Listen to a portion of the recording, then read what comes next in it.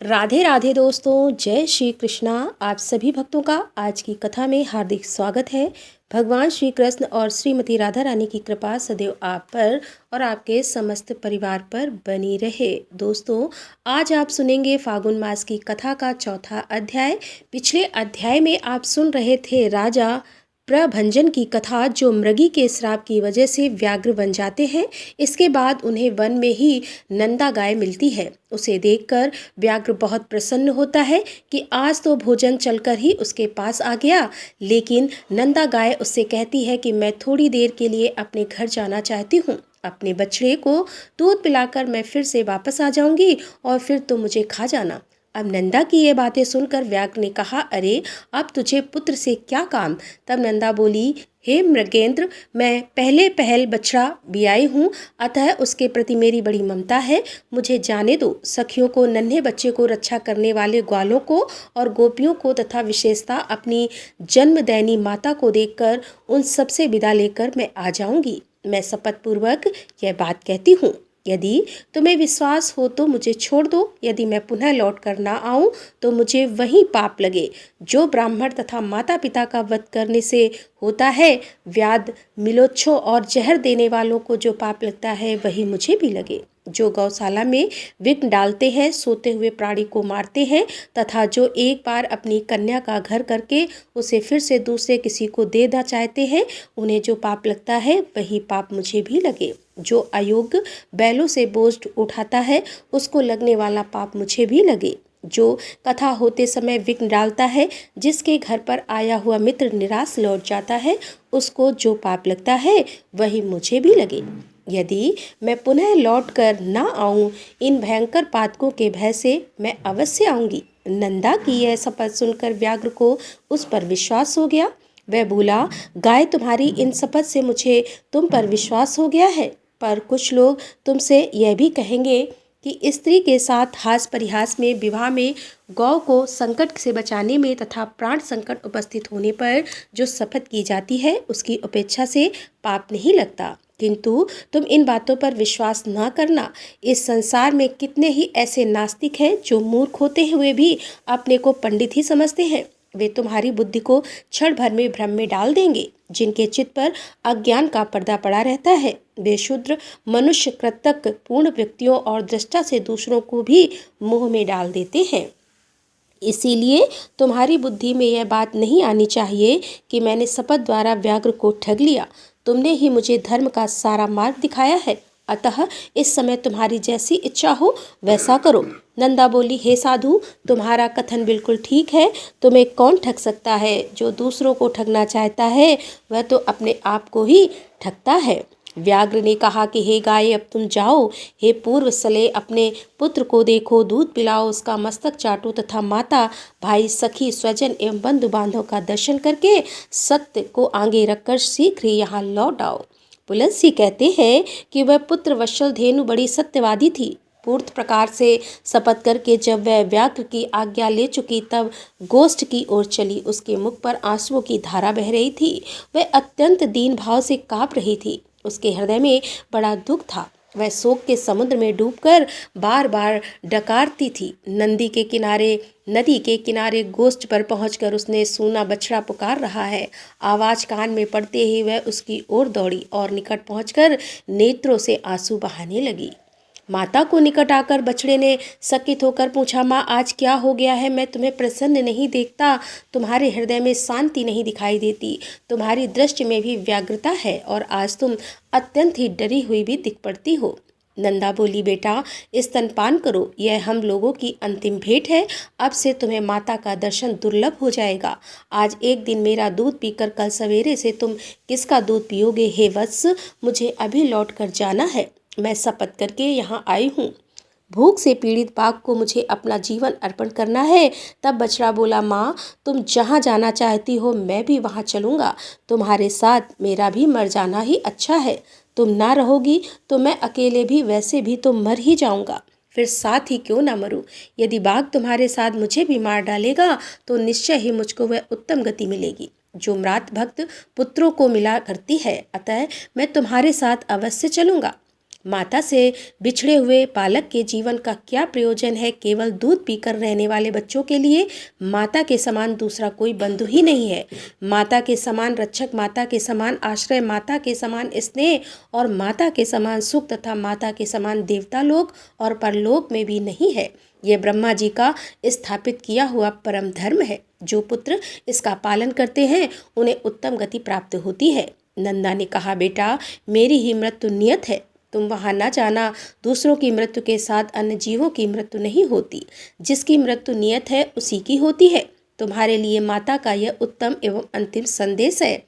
मेरे वचनों का पालन करते हुए यही रहो। यही मेरी सबसे बड़ी सशंका है। जल के समीप अथवा वन में विचरते हुए कभी प्रमाद न करना। प्रमाद से समस्त प्राणी नष्ट हो जाते हैं। लोभवश कभी ऐसी घास को चरने के लिए न जाना जो किसी दुर्गम स्थान में उगी हो, क्योंकि लोभ से इलोक और परलोक में भी सबका विनाश हो जाता है।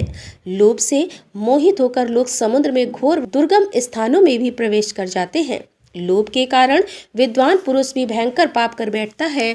और लोभ, प्रमाद तथा हर एक के प्रति विश्वास कर लेना, इन तीनों कारणों से जगत का नाश होता है।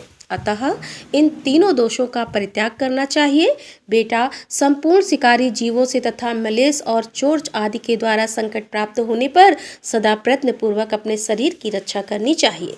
पाप योनि वाले पशु पक्षी अपने साथ एक स्थान पर निवास करते हो तो भी उनके विपरीत चित्त का सहसा पता नहीं लगता। नख वाले जीवों का, नदियों का, सिंग वाले पशुओं का, शस्त्र धारण करने वालों का, स्त्रियों का तथा दूतों का कभी विश्वास करना ही नहीं चाहिए। जिस पर पहले कभी विश्वास नहीं किया गया हो ऐसे पुरुष पर तो विश्वास करें ही नहीं, पर जिस पर विश्वास जम गया हो उस पर भी अत्यंत विश्वास न करें, क्योंकि अविश्वसनीय पर विश्वास करने से जो भय उत्पन्न होता है वह विश्वास करने वालों का समूल नाश कर डालता है। औरों की तो बात ही क्या है, अपने शरीर का भी विश्वास नहीं करना चाहिए। भीरू स्वभाव वाले अर्थात डरपोक बालक का भी कभी विश्वास ना करें, क्योंकि बालक डराने धमकाने पर प्रमादवश गुप्त बात भी दूसरों को बता सकते हैं। सर्वत्र और सर्वदा सूखते हुए ही चलना चाहिए, क्योंकि गंध से ही गौ भली बुरी वस्तु की परख कर पाती है। भयंकर वन में कभी अकेला ना रहे, सदा धर्म का ही चिंतन करे। मेरी मृत्यु से तुम्हें घबराना नहीं चाहिए, क्योंकि एक ना एक दिन सबकी मृत्यु निश्चित है। जैसे कोई पथिक छाया का आश्रय लेकर बैठ जाता है और विश्राम करके फिर वहां से चल देता है, उसी प्रकार प्राणियों का भी समागम होता है। बेटा, तुम शोक छोड़कर मेरे वचनों का पालन करो। पुलस्की कहते हैं कि यह कहकर नंदा पुत्र का मस्तक सूंघकर उसे चाटने लगी और अत्यंत शोक के वशीभूत होकर डबडबाती हुई आंखों से बारंबार लंबी सांस लेने लगी। तदंतर बारंबार पुत्र को निहार कर वह अपनी माता सखियों तथा गोपियों के पास जाकर बोली कि माता जी, मैं अपनी झुंड के आगे चली जा रही थी। इतने में ही मेरे पास एक व्याघ्र आ पहुंचा।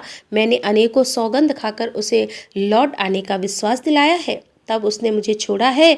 मैं अपने बेटे को देखने तथा आप लोगों से मिलने के लिए चली आई थी, अब फिर वहीं जा रही हूँ। माँ, मैंने अपने दुष्ट स्वभाव के कारण तुम्हारा जो जो अपराध किया हो वह सब क्षमा करना, और अब अपने इस नाती को ही अपना लड़का करके मानना। सखियों की ओर मुड़कर बोली, प्यारी सखियों, मैंने जानकर या फिर अनजाने में यदि तुमसे कोई अप्रिय बात कह दी हो अथवा और कोई अपराध किया हो तो उसके लिए तुम सब मुझे क्षमा करना। तुम सब संपूर्ण सद्गुणों से युक्त हो, तुम्हें सब कुछ देने की शक्ति है। मेरे बालक पर सदा क्षमा भाव रखना। मेरा बच्चा दीन, अनाथ और व्याकुल है, इसकी रक्षा करना। मैं ही लोगों को इसे सौंप रही हूँ, अपने पुत्र की भांति इसका भी पोषण करना। अच्छा, अब क्षमा मांगती हूँ, मैं सत्य को अपना चुकी हूँ, अतः व्याघ्र के पास जाऊंगी।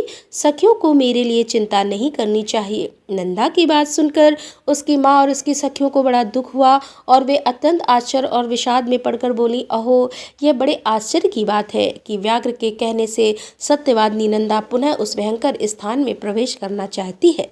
शपथ और सत्य के आश्रय से शत्रु को धोखा देकर अपने ऊपर आए हुए महान भय का यत्न पूर्वक नाश करना चाहिए। जिस उपाय से आत्मरक्षा हो सके वही कर्तव्य है। हे नंदे, तुम्हें वहां नहीं जाना चाहिए। अपने नन्हे से शिशु को त्याग कर सत्य के लोभ से जो तू वहां जा रही है, यह तुम्हारे द्वारा अधर्म हो रहा। इस विषय में धर्मंदी ऋषियों ने पहले एक वचन कहा था, वह इस प्रकार है, प्राण संकट उपस्थित होने पर शपथ के द्वारा आत्मरक्षा करने में पाप नहीं लगता। जहाँ असत्य बोलने से प्राणियों की प्राण की रक्षा होती है, वहाँ वह असत्य भी सत्य है और सत्य भी असत्य है। नंदा बोली कि हे बहनों, दूसरों के प्राण बचाने के लिए मैं भी असत्य कह सकती हूँ, किंतु अपने लिए, अपने जीवन की रक्षा के लिए मैं किसी तरह झूठ नहीं बोल सकती। जीव अकेले ही गर्भ में आता है और अकेले ही मरता है और अकेले ही उसका पालन पोषण होता है तथा अकेले ही वह दुख सुख भोगता है। अतः मैं सदा सत्य ही बोलूंगी। सत्य पर ही संसार टिका हुआ है। धर्म की स्थिति भी सत्य में ही, सत्य के कारण ही समुद्र अपनी मर्यादा का उल्लंघन नहीं करता। राजा बलि भगवान विष्णु को पृथ्वी देकर स्वयं पाताल में चले गए और छल से बांधे जाने पर भी सत्य पर ही डटे रहे। गिरिराज व्याघ्र अपने 100 शिखरों के साथ बढ़ते बढ़ते बहुत ऊंचे हो गए थे। यहाँ तक कि उन्होंने सूर्य का मार्ग भी रोक लिया था, किंतु सत्य में बंध जाने के कारण ही वे महर्षि अगस्त्य के साथ किए गए अपने नियम को नहीं तोड़ते। स्वर्ग, मोक्ष तथा धर्म सब सत्य में ही प्रतिष्ठित है। जो अपने वचन का लोप करता है, उसने मानो सबका लोप कर दिया।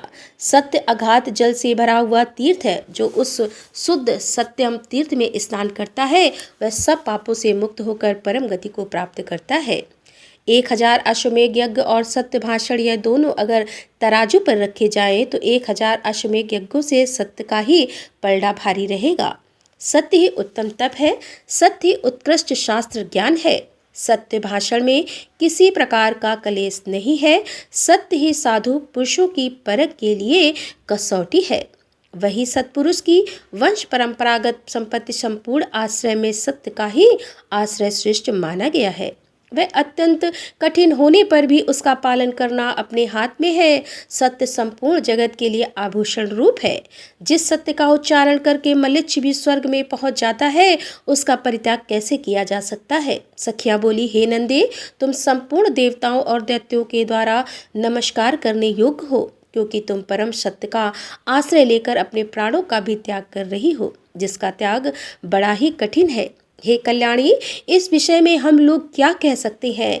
तुम तो धर्म का बीड़ा उठा रही हो। इस सत्य के प्रभाव से त्रिभुवन में कोई भी वस्तु दुर्लभ नहीं है। इस महान त्याग से हम लोग यही समझती हैं कि तुम्हारा अपने पुत्र के साथ वियोग नहीं होगा। जिस नारी का चित्त कल्याण मार्ग में लगा हुआ हो, उस पर कभी आपत्तियां नहीं आती। पुलस जी कहते हैं कि तदंतर गोपियों से मिलकर तथा समस्त गौ समुदाय की परिक्रमा करके वहां के देवताओं और वृक्षों से विदा लेकर नंदा वहां से चल पड़ी। उसने पृथ्वी, वरुण, अग्नि, वायु, चंद्रमा, 10 दिक्पाल, वन के वृक्ष, आकाश के नक्षत्र तथा ग्रह, इन सबको बारंबार प्रणाम करके कहा, इस वन में जो सिद्ध और वन देवता निवास करते हैं, वे वन में चढ़ते हुए मेरे पुत्र की रक्षा करें। इस प्रकार पुत्र के स्नेह बस बहुत सी बातें कहकर नंदा वहां से प्रस्थान करती हुई उस स्थान पर पहुंची जहां पर वह तीखी दाढ़ और भयंकर आकृति वाला मांस बच्ची बाघ मुंह बाए बैठा था। उसके पहुंचने के साथ ही उसका बछड़ा भी अपनी पूंछ ऊपर को उठाए अत्यंत वेग से दौड़ता हुआ वहां आ गया और अपनी माता और व्याघ्र दोनों के आगे खड़ा हो गया। पुत्र को आया देखकर तथा सामने खड़े हुए मृत्यु रूप बाघ पर दृष्टि डालकर उस गौ ने कहा कि हे मृगराज, मैं सत्य धर्म का पालन करती हुई तुम्हारे पास आ गई हूँ। अब मेरे मानस से तुम इच्छा अनुसार अपनी तृप्ति करो। व्याघ्र बोला, गाय, तुम बड़ी सत्यवादी निकली। कल्याणी, तुम्हारा स्वागत है। सत्य का आश्रय लेने वाले प्राणियों का कभी कोई अमंगल नहीं होता। तुमने लौटने के लिए जो पहले सत्यपूर्वक शपथ की थी, उसे सुनकर मुझे बड़ा कौतूहल हुआ था। यह जानकर फिर कैसे लौटी कि तुम्हारे सत्य की परीक्षा के लिए ही मैंने पुनः तुम्हें भेज दिया था, अन्यथा मेरे पास आकर तुम जीती जागती कैसे लौट सकती थी। मेरा वह कौतूहल पूरा हुआ और मैं तुम्हारे भीतर सत्य खोज रहा था, वह मुझे मिल गया। इस सत्य के प्रभाव से मैंने तुम्हें छोड़ दिया। आज से तुम मेरी बहन हुई और यह तुम्हारा पुत्र मेरा भांजा हो गया। हे सुबेद, तुमने अपने आचरण से मुझ महान पापी को यह उपदेश दिया है कि सत्य पर ही संपूर्ण लोक प्रतिष्ठित है, सत्य के ही आधार पर धर्म टिका हुआ है। हे कल्याणी, तृण और लताओं सहित भूमि के वे प्रदेश धन्य है जहाँ तुम निवास करती हो। जो तुम्हारा दूध पीते हैं वे धन्य है, कृतार्थ है। उन्होंने ही पुण्य किया है और उन्होंने ही जन्म का फल पाया है। देवताओं ने मेरे सामने यह आदर्श रखा है। गौओं में ऐसा सत्य है, यह देखकर मुझे अब अपने जीवन से भी अरुचि हो गई है। अब मैं वह कर्म करूँगा जिसके द्वारा पाप से छुटकारा पा जाऊँ। अब तक मैंने हजारों जीवों को मारा और खाया है। मैं महान पापी, दुराचारी, निर्दयी और हत्यारा हूँ। पता नहीं ऐसा दारुण कर्म करके मुझे किन लोकों में जाना पड़ेगा। हे बहन, इस समय मुझे अपने पापों से शुद्ध होने के लिए जैसी तपस्या करनी चाहिए उसे संक्षेप में बताओ, क्योंकि अब विस्तार पूर्वक सुनने का समय नहीं है। गाय बोली, भाई, बाघ विद्वान पुरुष सत्ययुग में तब ही प्रशंसा करते हैं और त्रेता में ज्ञान तथा उसके सहायक कर्म की, द्वापर में यज्ञों को ही उत्तम बतलाते हैं, किंतु कलयुग में एकमात्र दान ही श्रेष्ठ माना गया है। संपूर्ण दानों में एक ही दान सर्वोत्तम है, वह है संपूर्ण भूतों को अभय दान। इससे बढ़कर दूसरा कोई दान नहीं है। जो समस्त चराचर प्राणियों को अभय दान देता है वह सब प्रकार के भय से मुक्त होकर परम ब्रह्म को प्राप्त होता है। अहिंसा के समान ना कोई दान है, ना कोई तपस्या। जैसे हाथी के पद चिन्ह में अन्य सभी प्राणियों के पद चिन्ह समा जाते हैं, उसी प्रकार अहिंसा के द्वारा सभी धर्म प्राप्त हो जाते हैं। योग एक ऐसा वृक्ष है जिसकी छाया 3 ताप का विनाश करने वाली है। धर्म और ज्ञान उस वृक्ष के फूल हैं, स्वर्ग तथा मोक्ष उसके फल हैं। जो आध्यात्मिक, आदि दैविक और आदि भौतिक इन तीनों प्रकार के दुखों से संतप्त हैं, वे इस योग वृक्ष की छाया का आश्रय लेते हैं। वहाँ जाने से उन्हें उत्तम शांति की प्राप्ति होती है, जिससे फिर कभी दुखों के द्वारा से बाधित नहीं होते। यही परम कल्याण का साधन है जिसे मैंने संक्षेप में बताया है। तुम्हें यह भी बातें ज्ञात है, केवल मुझसे पूछ रहे हो। व्याघ्र ने कहा, पूर्व काल में मैं एक राजा था, किंतु एक मृगी के श्राप से मुझे वाघ का शरीर धारण करना पड़ा। तब से निरंतर प्राणियों का वध करते रहने के कारण मुझे सारी बातें भूल गई थी। इस समय तुम्हारे संपर्क और उपदेश से फिर उनका स्मरण हो आया है। तुम भी अपने इस सत्य के प्रभाव से उत्तम गति को प्राप्त होगी। अब मैं तुमसे एक प्रश्न और पूछता हूँ। मेरे सौभाग्य से तुमने आकर मुझे धर्म का स्वरूप बताया जो सत्पुरुष के मार्ग में प्रतिष्ठित है। कल्याणी, तुम्हारा नाम क्या है? नंदा बोली, मेरे युद्ध के स्वामी का नाम नंद है, उन्होंने ही मेरा नाम नंदा रख दिया। हे पुलस्त्य जी कहते हैं कि नंदा का नाम कान में पड़ते ही राजा प्रभंजन साप से मुक्त हो गए। उन्होंने पुनः बल और रूप से संपन्न राजा का शरीर प्राप्त कर लिया। इसी समय सत्य भाषण करने वाली यशस्विनी नंदा का दर्शन करने के लिए साक्षात धर्म वहां आए और इस प्रकार बोले कि हे नंदे, मैं धर्म हूँ, तुम्हारी सत्यवाणी से आकृष्ट होकर यहाँ आया हूँ। तुम मुझसे कोई श्रेष्ठ वर मांग लो। धर्म ने ऐसा कहने पर नंदा ने यह वर मांगा कि हे धर्मराज, आपकी कृपा से मैं पुत्र सहित उपद को प्राप्त हो तथा यह स्थान मुनियों को धन प्रदान करने वाला शुभ तीर्थ बन जाए। हे देवेश्वर, यह सरस्वती नदी आज मेरे ही नाम से प्रसिद्ध हो, इसका नाम नंदा पड़ जाए। आपने वर देने को कहा, इसलिए मैंने यही वर मांगा है। पुत्र सहित देवी नंदा तत्काल ही सत्यवादी के उत्तम लोक में चली गई। राजा प्रभंजन ने भी अपने पूर्व पार्ज राज्य को पा लिया। नंदा सरस्वती के तट से स्वर्ग को गई थी तथा उसने धर्मराज से इस आशय का वरदान भी मांगा। इसीलिए विद्वानों ने यहाँ सरस्वती का नाम नंदा रख दिया। जो मनुष्य वहाँ जाते समय सरस्वती के नाम का उच्चारण मात्र कर लेता है वह जीवन भर सुख पाता है और मृत्यु के पश्चात देवता होता है। स्नान और जलपान करने से जो सरस्वती नदी मनुष्यों के लिए स्वर्ग की सीढ़ी बन जाती है। अष्टमी के दिन जो लोग एकाग्रचित होकर सरस्वती नदी में स्नान करते हैं वे मृत्यु के बाद स्वर्ग में पहुंचकर सुख भोग होते हैं, आनंदित होते हैं। और सरस्वती नदी सदा ही स्त्रियों की सौभाग्य प्रदान करने वाली तृतीया को यदि उसका सेवन किया जाए तो वह विशेष सौभाग्यदायिनी होती है। उस दिन उसके दर्शन से भी मनुष्य को पाप राशि से छुटकारा मिल जाता है और जो पुरुष उसके जल का स्पर्श करते हैं उन्हें भी मुनीश्वर समझना चाहिए। वहाँ चांदी दान करने से मनुष्य रूपवान होता है। ब्रह्मा की पुत्री यह सरस्वती नदी परम पावन और पुण्य सरीली है। यह नंदा नाम से प्रसिद्ध है। फिर जब यह स्वच्छ जल से युक्त होकर दक्षिण दिशा में प्रवाहित होती है तब विपुला या विशाल नाम धारण करती है। वहाँ से कुछ ही दूर आगे जाकर यह पुनः पश्चिम दिशा की ओर मुड़ गई और वहाँ से सरस्वती की धारा प्रकट देखी जा सकती है। उसके तटों पर अत्यंत मनोहर तीर्थ और देव मंदिर हैं जो मुनियों और सिद्ध पुरुषों द्वारा भली भांति सेवित है। नंदा तीर्थ में स्नान करके यदि मनुष्य स्वर्ण और पृथ्वी आदि का दान करे तो वह महान अभ्युदयकारी तथा अच्छे फल प्रदान करने वाला होता है। राधे राधे, जय श्री कृष्णा। आज की कथा का यहीं पर समापन करती हूँ। इसके आगे का वृत्तांत आप कल की कथा में सुनेंगे। उम्मीद करती हूँ कि आज की कथा आपको जरूर पसंद आई होगी। अच्छी लगी हो तो कथा वीडियो को लाइक करना तो बिल्कुल मत भूला कीजिए और हाँ, कमेंट बॉक्स में राधे राधे जरूर लिखा कीजिए और अगर संभव हो तो वीडियो को शेयर भी किया कीजिए। तो दोस्तों, मिलते हैं इसके आगे की कथा लेकर। तब तक के लिए राधे राधे, जय श्री कृष्णा, हर हर महादेव, जय भोलेनाथ की।